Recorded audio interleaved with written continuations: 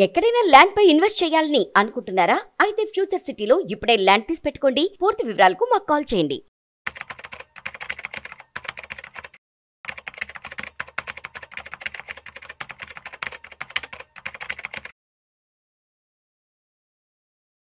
Hello నమస్తే, welcome to Suman TV. ప్రస్తుతం మనతో పాటు qualified personal finance planner Sairam garu ఉన్నారు. వీరితో ఈరోజు కొన్ని విషయాల గురించి మనం మాట్లాడతాం.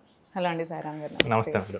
యా, సో ఇప్పుడున్న కరెంట్ సిచ్యువేషన్స్ని బట్టి అందరూ కూడా సేవింగ్స్ మీద ఎక్కువగా ఫోకస్ చేస్తూ ఉంటారు. యాక్చువల్లీ ఫస్ట్ నుంచి ఉన్నదే, బట్ ఇప్పుడు ఇంకా యంగ్ జనరేషన్ నుంచి కూడా చాలా అలర్ట్ అయ్యి అవేర్ అయ్యి అందరూ కూడా ఇన్వెస్ట్ చేద్దాం అనే సైడ్లో వెళ్తున్నారు.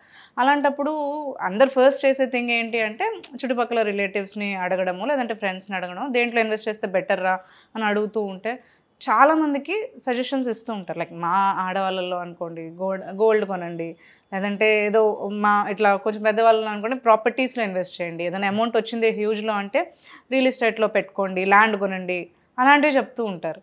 అండ్ కొంతమందికి అయితే ఇలా ఎల్ఐసి పాలసీస్ తీసుకోండి, ఎఫ్డీస్ చేసుకోండి, ఇలా వస్తూ ఉంటాయి అడ్వైజెస్ అన్నీ కూడా. సో యాక్చువల్గా పర్సన్కి అప్పుడు ఏంటి, మల్టిపుల్ థింగ్స్ నుంచి మల్టిపుల్ అడ్వైజెస్ వచ్చేసరికి అర్థం కాదు. కొంతమంది ఏంటి ఫ్రెండ్ తిని చేస్తున్నాడు కదా అని చెప్పేసి గుడ్డిగా వాళ్ళు ఏం చెప్తున్నారో దాంట్లో ఇన్వెస్ట్ చేస్తూ వెళ్ళిపోతుంటారు. అది ఎంతవరకు కరెక్ట్ అంటారు? అంటే రిలేటివ్స్ కానీ ఫ్రెండ్స్ని కానీ వీళ్ళు ఇందులో చేస్తున్నారని వాళ్ళని ఫాలో అయిపోయి అందులోనే ఇన్వెస్ట్ చేయడం ఎంతవరకు కరెక్ట్ అంటారు? వాళ్ళు ఎలా ప్లాన్ చేసుకోవాలి అసలు యాక్చువల్లీ? సో మనలో చాలా మంది ఏంటంటే ఇన్వెస్ట్మెంట్ చేసే ముందు ఫ్రెండ్స్ అండ్ రిలేటివ్స్ సలహా అయితే తీసుకుంటారు. Right, this is common. So నేను కూడా నా దగ్గరకు వచ్చే క్లయింట్స్ ఇన్వెస్ట్మెంట్ ప్రొఫైల్స్ అంతా గమనిస్తూ ఉంటాను. అసలు వాళ్ళు ఎక్కడెక్కడ ఇన్వెస్ట్ చేశారు, ఇప్పుడు దాకా ఏమేం చేశారు అని. సో ఫస్ట్ ఏంటంటే కామన్గా ఏంటంటే నేను గమనించింది ఏంటంటే వాళ్ళ ప్రొఫైల్లో ఎండోమెంట్ పాలసీస్ అండ్ యూలిప్స్ ఉంటాయి. ఓకే, ఇన్సూరెన్స్ పార్ట్లో. సో వాటిని నేను అవి చూడగానే ఫస్ట్ అడిగే క్వశ్చన్ ఏంటంటే వీటిని ఎవరు రికమెండ్ చేశారు, ఎందుకు తీసుకున్నారు? రైట్. సో కామన్గా చెప్పేదంటే జాబ్ వచ్చిన కొత్తలో మా ఇంటి పక్కన ఉన్న అంకుల్ వచ్చారు, సో రికమెండ్ చేశారు. మా పేరెంట్స్ కూడా ఓకే చెప్తున్నాడు కదా, తెలిసిన కదా, మన మంచి కోసమే కదా అని చెప్పేసి తీసుకోమన్నారు. సో నేను పే చేశాను. బట్ అది నాకు ఎందుకు అవసరం? ఆ క్వశ్చన్కి ఆయన సరైన సమాధానం తెలుసుకోకుండానే ఇన్వెస్ట్ చేశారు. సో మెజారిటీ ఏంటంటే ఈ కేసులో ఈ యూలిప్ పాలసీస్, ఈ ఎండోమెంట్ పాలసీస్లో ఏం చూసింది ఏంటంటే ఆ పర్సన్కి కావాల్సింది టర్మ్ ఇన్సూరెన్స్. బట్ ఏజెంట్స్ ఏం చేస్తున్నారంటే కావాలని ఎండోమెంట్ పాలసీస్ లేదా యూలిప్స్లో సెల్ చేపిస్తున్నారు. ఒకటేంటంటే అవగాహన రాహిత్యం అయి ఉండొచ్చు, రెండోది ఏంటంటే కమిషన్ ఎక్కువ వస్తుంది. టర్మ్ అయితే మనకి ప్రీమియం తక్కువ ఉంటుంది, లేదా తక్కువ ఇయర్స్ కట్టచ్చు. ఎండోమెంట్ పాలసీస్ లేదా యూలిప్స్ అయితే కొంచెం ఎక్కువ కాలం కట్టడానికి అవకాశం ఉంటుంది. సో ఈ రీజన్స్ పెట్టేసి వాళ్ళు అక్కడ చేస్తున్నారు. ఇంకొంతమంది ఏంటంటే కొంచెం 30s అలా వచ్చినప్పుడు వాళ్ళ రియల్ ఎస్టేట్ ప్రాపర్టీస్ ఎక్కువ ఉంటాయి, చాలా ఎక్కువ కొంటూ ఉంటారు.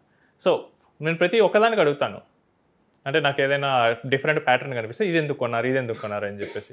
సో నేను కొంతమంది దగ్గర చూసింది ఏంటంటే మా ఫ్రెండ్ కొంటున్నారు, నేను కూడా వెళ్ళి కొన్నాం, మా మామయ్య గారు చెప్పారు, నేను కూడా వెళ్ళి కొన్నాం. ఓకే, వీటిని మీరు ఈజీగా సేల్ చేయగలరా? లేదండి. సో ఎంత టైం పట్టచ్చు? సమ్ ఇయర్స్ పట్టచ్చు. సో ఫస్ట్ అంటే బాగానే చెప్తారు, 2-3 months అంటారు. బట్ తర్వాత ఒక నెక్స్ట్ రివ్యూలో అడుగుతాను, మరి ఇప్పటికైనా ఎవరైనా దొరికారంటే లేదండి దొరకట్లేదు, మనం కొందాం అనుకున్నప్పుడు ఒకలాగా ఉంది, అమ్ముదాం అనుకున్నప్పుడు వేరేలాగా వస్తుంది సిచ్యువేషన్ అని చెప్తుంటారు. వాళ్ళకి ఏంటంటే మెయిన్గా రియల్ ఎస్టేట్లో ఇన్వెస్ట్ చేసేటప్పుడు మేజర్గా రోడ్ పక్కన వచ్చే బిట్స్ని వాటి మీద, లేదా కమర్షియల్ ప్రాపర్టీస్ వీటి మీద ఫోకస్ చేయాలి. అలా కాకుండా ఎక్కడ లోపల ఉన్న ల్యాండ్స్ మీద చూస్తారు. వీళ్ళకి అవసరం ఉన్నప్పుడు అది అమ్మటం కుదరదు, అంత ఈజీ కాదు. అని కొన్నిసార్లు టైటిల్ ఇష్యూస్ అప్పుడు బయటకు వస్తాయి, అమ్మాలనుకున్నప్పుడు, అప్పుడు దాకా బయటికి రావు. సో ఇవన్నీ ఎందుకు జరుగుతుందంటే మనం వాళ్ళని గుడ్డిగా నమ్మేస్తున్నావు. సో వాళ్ళకి అసలు మొత్తం ఇన్వెస్ట్మెంట్ మీద ఐడియా ఉంది అనే ఒక బిలీఫ్తో మనం వెళ్తాం. మనం ఏమి బ్యాక్గ్రౌండ్ వర్క్ ఏమి చేయకుండా ఎవరో వాళ్ళు చెప్పేశారు కదా అని వాళ్ళనే ఫాలో అయిపోయి వెళ్ళిపోతున్నాం. సో నా కేసులో కూడా ఒక క్లయింట్ వాళ్ళ ఫాదర్ ఇలానే రికమెండ్ చేశారు. సో ఇన్వెస్ట్మెంట్ ఫస్ట్ ఇన్వెస్ట్మెంట్ అంటే టేక్ ఎన్ ఎల్ఐసి పాలసీ, 1,50,000 కట్టాడు ఎవ్రీ ఇయర్, ఆల్మోస్ట్ 25 years కట్టాలి. తర్వాత శాలరీ కొంచెం పెరిగింది, సేవింగ్స్ ఆల్మోస్ట్ ఒక 15 lakhs వచ్చింది ఆ ఇయర్. ఇదంతా నాకు రాకముందు, నేను ఫైనాన్షియల్ ప్లానింగ్ తీసుకోకముందు జరిగిన సినారియో. సో ఒక 15 lakhs అలా ఉండేసరికి ఒక ప్లాట్ తీసుకున్నారు. ఆ ప్లాట్ కూడా చాలా లోపల ఉన్నది. ఇప్పుడు ఏంటంటే వాళ్ళకి మ్యారేజ్ అవసరం వచ్చింది. సో సరే, ఆయన ఉద్దేశం ఏంటంటే ప్లాట్ సెల్ చేసి తీసుకుందామని. బట్ ఇప్పుడు చూస్తే ఆ ప్లాట్ని ఎవరో కొనడానికి రావట్లేదు. సో ఇప్పుడు ఏం చేశారు, మళ్ళీ పర్సనల్ లోన్కి వెళ్ళాల్సి వచ్చింది. ఇక్కడ ఏంటంటే మనం సరిగ్గా ప్లాన్ చేసుకోకపోవటం వల్ల మనకి ఆ ఎఫెక్ట్ అనేది కంటిన్యూస్గా పడుతూనే ఉంటుంది. ఇంకా ఫ్రెండ్స్ అంటారు, నేను ఇది ఇన్సూరెన్స్లో నాకు ఒక స్టోరీ జరిగింది క్లయింట్స్ దగ్గర నుంచి. సో మన ఈ వీడియోస్ చేస్తున్నప్పుడే ఒక పర్సన్ కాల్ చేశారు. రైట్. సో ఆయన ఏంటంటే టర్మ్ ఇన్సూరెన్స్ తీసుకోవాలనుకున్నాడు. సో ఆయన డీటెయిల్స్ మొత్తం అడిగాను నేను. సో శాలరీడ్ పర్సన్ ఒక డీసెంట్ అమౌంట్ వస్తుంటుంది. సో మొత్తం అనలైజ్ చేసి ఆయన ఏంటంటే మోస్ట్లీ ఐటీ జాబ్, ఓకే, పక్కనే ఉంటుంది కంపెనీ. సో ఎక్కువ కాంపిటీషన్ కూడా చేయడు. సో ఆయనకి ఏంటంటే ఒక పాలసీ సజెస్ట్ చేశాను, దానికి ఆల్టర్నేటివ్స్గా 2 చెప్పాను. సో ఆయన ఏంటంటే తీసుకునే ముందు మా ఫ్రెండ్ కూడా తీసుకుంటాడు అని చెప్పాడు. వాళ్ళ ఫ్రెండ్ ఏమో బిజినెస్ ప్రొఫైల్, ఎక్కువగా కాంపిటీషన్ చేస్తూ ఉంటాడు. సో తిరుగుతూ ఉంటాడు కాబట్టి నేనేం చేశాను, పర్సనల్ యాక్సిడెంటల్ రైడర్ యాడ్ చేశాను. ఈయనకన్నా ఈయన ప్రీమియం చాలా ఎక్కువ వచ్చింది. అరే ఆ ప్లానర్ నువ్వు రిఫరెన్స్ ద్వారా ఇచ్చావు కాబట్టి నేను ఎలా అయినా కొంటా అని చెప్పేసి ఎక్కువ కోట్ చేశాడు ప్రీమియం. ఇట్లా కాదు మనం ఆన్లైన్లో సెర్చ్ చేద్దాం అని చెప్పేసి వెళ్ళారు. తీరా చూస్తే ఒక ప్రముఖ ఆన్లైన్ అగ్రిగేటర్లో వాళ్ళకి కనెక్ట్ అయ్యి పాలసీ తీసుకున్నారు. ఈయన ఏంటంటే ఇంకా ఈ ఇన్వెస్ట్మెంట్స్ వీటి మీద వీడియోస్ చూస్తూ కొంచెం అవగాహన పెంచుకున్నాడు. ఒక ఫైన్ డే ఆయన పాలసీ చూస్తే అది టర్మ్ ప్లస్ యూలిప్ పాలసీ.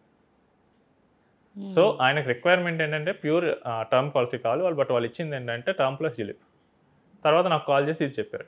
అదే మీరు నన్ను రివర్స్ అడుగుంటే నేను అసలు ఏంటి అని చెప్పేవాళ్ళు, లేదా కనీసం ఇంకో వేరే ప్లానర్ దగ్గరికి వెళ్ళి అడిగినా కానీ మీ పాయింట్ ఆఫ్ వ్యూలో చెప్పేవాళ్ళు. ఇప్పుడు మీరు పోయి ఇన్సూరెన్స్ కంపెనీ ఏజెంట్ దగ్గరికి వెళ్తే వాళ్ళు సేల్ చేయాలనే చూస్తారు, సేల్ చేయాలని చూస్తారు. ఇక్కడ ఏమైంది, మొత్తం బ్లైండ్గా ఫ్రెండ్ నమ్మేశాడు. Right right. సో అంతేకాని మనం ఓన్ డెసిషన్ తీసుకుందాం, లేదా కొంత రీసెర్చ్ చేద్దాం, కొంత రీసెర్చ్ చేస్తామని ఆగి ఉంటే కనుక ఆ ట్రాప్లో పడి ఉండేవాళ్ళు కాదు. రైట్. అంటే చాలా మంది హర్రీ కూడా క్రియేట్ చేస్తారు ఫ్రెండ్స్ అందరూ. కొంతమందికి ఏంటంటే ఒకవేళ అంత అవగాహన ఉండకపోవచ్చు అనుకోండి, అంటే రీసెర్చ్ చేయాలి అదన్నా తెలీదు.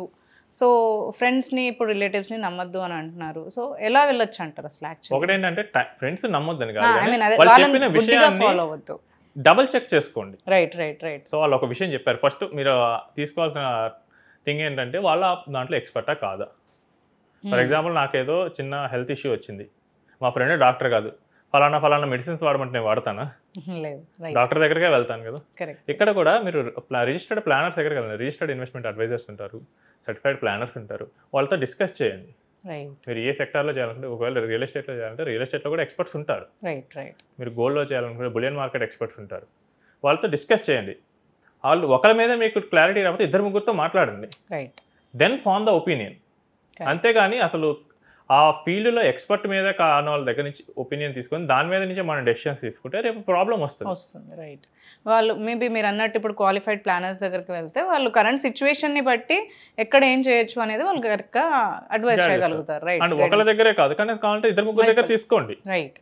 There is nothing wrong. 2-3 మనం షాపింగ్ చేసేటప్పుడు 2-3 షాప్స్ తిరుగుతాం కదా. అవును. సో మనం స్థలాలు కొన్నప్పుడు 2-3 చోట్ల మల్టిపుల్ చోట్ల తిరుగుతాం. మనం దాంట్లో మనకు నచ్చిన దగ్గర తీసుకుంటాం. ఇక్కడ కూడా అంతే, 2-3 దగ్గర వెళ్ళండి, మీ రిక్వైర్మెంట్స్ మొత్తం చెప్పండి, మీ సిచ్యువేషన్ చెప్పండి, then they will give decision. దాన్ని మీరు ఎవాల్యుయేట్ చేసుకోవడానికి ట్రై చేయండి. అండ్ ఇమీడియట్గా కాకపోతే విత్ ఇన్ మంత్ టైం తీసుకోండి. దాని మీద కొంత ఇంటర్నల్ రీసెర్చ్ చేయండి. దెన్ ఆ తర్వాతే బేసిస్ ఫామ్ చేసుకొని డెసిషన్ తీసుకోండి. అలానే హర్రీగా అవుతుంది ఇలా తీసుకుంటే కనుక there is a great chance wrong అయ్యే అవకాశమే ఉంది. సో బ్లైండ్గా ఫాలో అవ్వకుండా కొంచెం రీసెర్చ్ చేయడం, లేదంటే అడ్వైస్ తీసుకొని దాన్ని ఫాలో అవ్వడం అనేది ఇన్వెస్ట్మెంట్లో బెటర్ ప్లాన్ అండి. రైట్. థ్యాంక్స్ అండి, thanks for your advice. Thank you so much.